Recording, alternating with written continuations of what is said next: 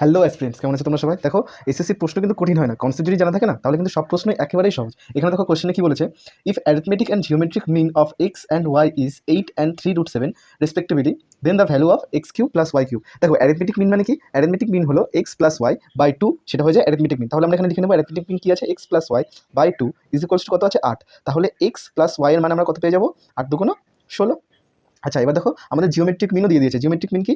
√xy বরাবর আমাদের বলে দিয়েছে 3√7। আচ্ছা, আমরা যদি দুপাশ থেকে স্কোয়ার করে দিই তাহলে আমরা কি পাবো, এক্স ওয়াই মান পেয়ে যাবো না? তাহলে এক্স ওয়াই মান কত হবে, 3 3 9 গুণ 7 কত হবে, 63। আচ্ছা, এবার আমাদের কি বের করতে হবে, এক্স কিউব প্লাস ওয়াই কিউবের মান। এক্স কিউব আর ওয়াই কিউবের মান আমরা এখান থেকে বের করে নেবো খুব সহজে। দেখো কীভাবে, এক্স প্লাস ওয়াইয়ের মান আমরা জানি কত, 16।